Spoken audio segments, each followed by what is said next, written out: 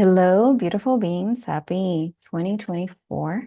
Today, I want to start the year off by discussing how we can cultivate a sense of unshakable trust within ourselves. Once we can do that, we can show up with presence wherever we go and actually make an impact wherever we are, with our family, at work, with our goals. But it all starts with this sense of self-trust. And what better way to start the year than to dive into the tools that can help us make traction in this area of our life? So I want to start off by first understanding what gets in the way of self-trust. And then I will share a 4-step process that I've used for several years as I have cultivated my capacity to trust myself. And I'm going to be leveraging what I've learned from A Course in Miracles, as well as from Vipassana, silent meditation, mindfulness practices. So if we have not met, my name is Fernmarie Rodriguez. I was a physicist engineer in high tech for more than 20 years. And in 2017, I had a profound spiritual awakening. I realized that's why I wanted to study physics, understand the universe, really is the universe inside of ourselves. And so a year later, I quit my job, sold my home, traveled the world, seeking for answers. And I've dedicated my life since then to understanding my suffering, our collective human suffering, as well as cultivating tools that lead us to ultimate true sense of well-being. So with that said, let's get started.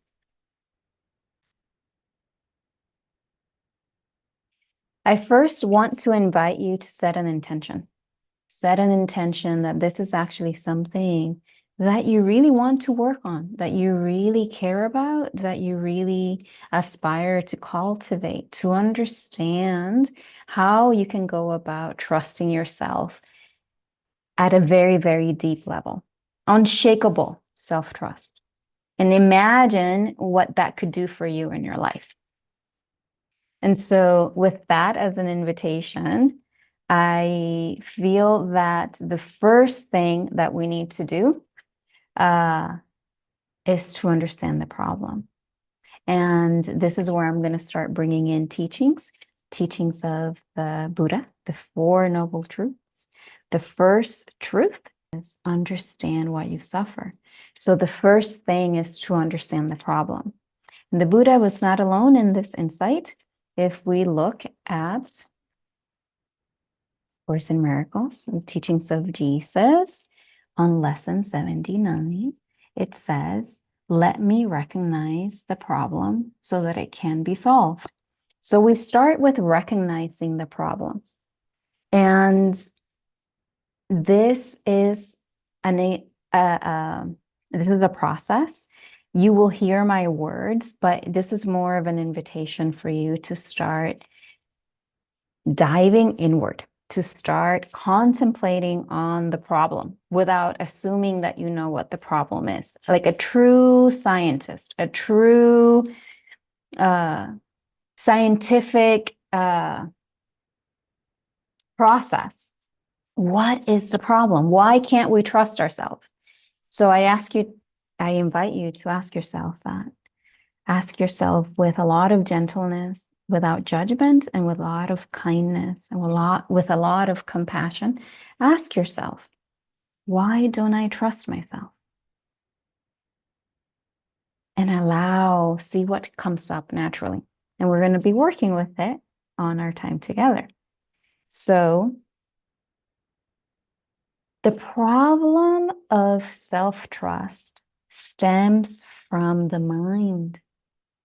It stems from conflicting voices inside of our head. Think of it. You were growing up, you hear the voice of your dad giving you permission to do something, the voice of your mom giving you permission to do something, the voice of your teacher giving you permission to do something, the voice of a partner or someone you liked giving you permission to do something, and then radically things change. And now you don't have permission to do those things. You have conflicting voices inside your head. Since an early age, conflicting voices. Some people say this, some people say that, and then how do you trust yourself? A lot of times we are bound to adhere by what the authority figures say that provide safety for us at work, at home, with religious organization. And that tampers our voice, like it keeps our voice hidden. Even though we may have an inclination, we start to lose self-trust. So regardless of how the problem originated, it's important to understand that the problem is rooted in conflicting voices within our own self. Put people aside and now consider your own thoughts, opinion, choices, behaviors based on your own interpretation of what is correct and how that has changed over the years. And perhaps something that you were very adamant about at some point, you now have a greater understanding of that situation and you yourself change your mind. And so our brains have the capacity to self-update based on new choices, but it also has the capacity to keep memories, and especially in the amygdala region, the limbic brain will be in high alert all the time, based not necessarily on our choices, but what enabled us to feel safe in the past. And so all of these are collaborating forces that contribute to the problem of self-trust, which is many voices inside of our own head. And when we are being pulled in different directions internally, how can we possibly trust ourselves truly? Like, how can we go about trusting yourself? And so recognizing the problem is the first thing. I want to take a moment to say that each of us has to see this clearly in order to start making traction. Because I'm going to read what the Course in Miracles tells us in lesson 79 as just as a prompt to start to get to start to realize how complicated this whole thing can be, and also how simple the solution can be once we understand it. So lesson 79 says, a problem cannot be solved if you do not know what it is. It goes on to say, who can see that a problem has been solved if he thinks that the problem is something else? Even if he is given the answer, he cannot see the relevance of the answer. That is the position that many people find themselves in now. A long series of different problems seem to conflict us, seem to conflict you. And as one problem settles, the next one arises, and there seems to be no end to them. So the Course also tells us that the problem has been answered. And the problem, that the compounded problem, is that we don't actually have certainty of what the problem is, which is why we're invited to start diving inward and to see for ourselves that potentially the reason why we don't trust ourselves is because we have conflicting voices in our head. And so to me, this was such a profound realization several years ago when I was constantly externalizing The problem was I would have breakfast with my friends, and like one problem after the other, like it was never ending problem until one day when I was actually reading lesson 79. My friend told me, we can't solve all of the world's problems, which is what the lesson was talking about. And literally the lesson was mentioning the proliferation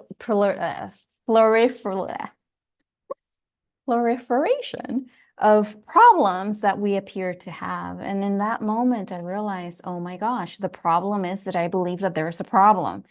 When you can see the root cause of the problems, now you have a fertile ground from which you can work from, because now you're getting to the root of the problem as opposed to branching off in so many potential solutions of so many different problems that appear to be in our experience on a day-to-day basis, and they never end, like the Course says.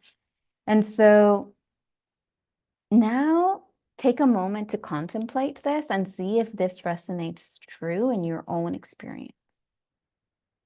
Because again, it is within your own internal realization that the solution can be given and it can be relevant.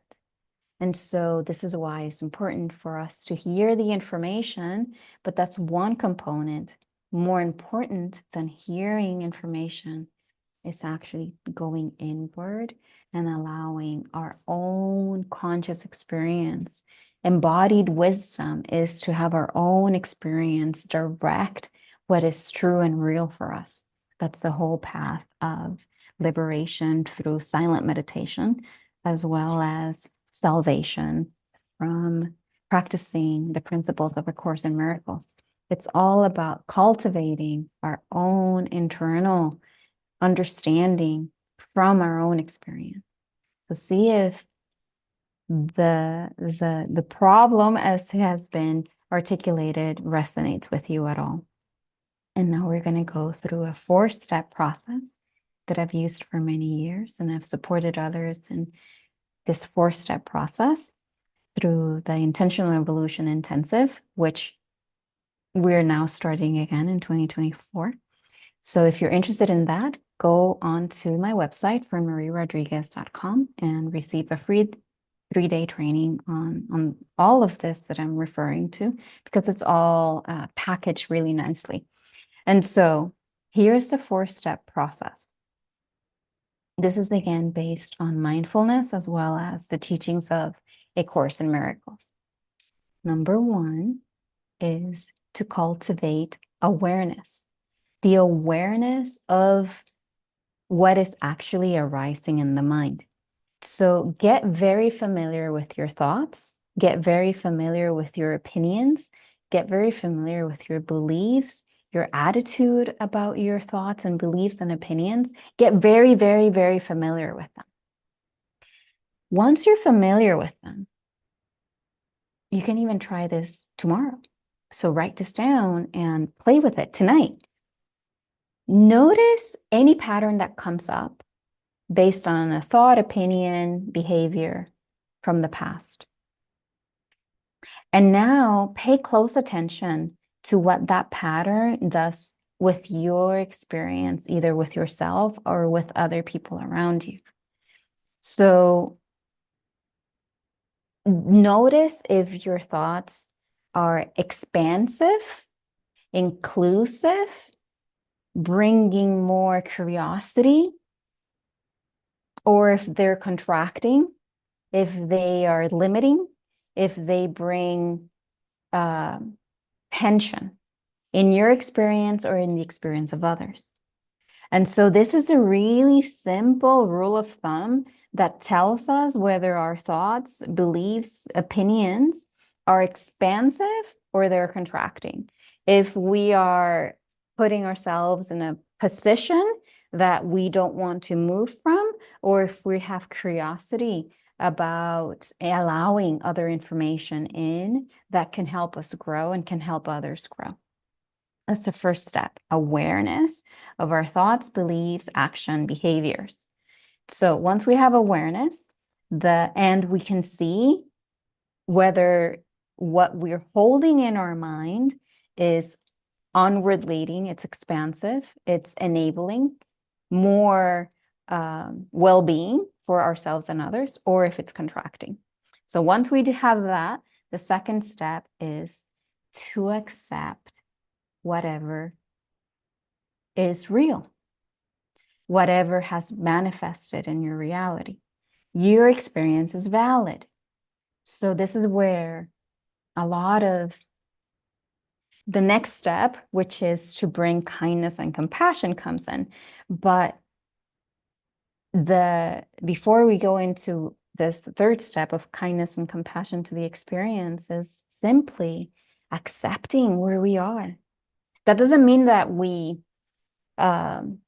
accept poor behavior or poor thoughts or poor choices, or we recognize this is trauma from the past. Regardless of where it came from, the fact is that if it's happening today, it's been happening for a long time, and it will continue to happen in the future. And so accepting that this is where we are, it's necessary. And so sometimes we have a really hard time accepting, which is where the step 3 comes in, to bring kindness and compassion, to bring forgiveness to all of the people that contributed to those thoughts, to ourselves for carrying those thoughts, beliefs into the present moment. And from there, we can choose the fourth step, which is to bring balance. And the way we bring balance is to welcome curiosity as to how else we can go about seeing a situation.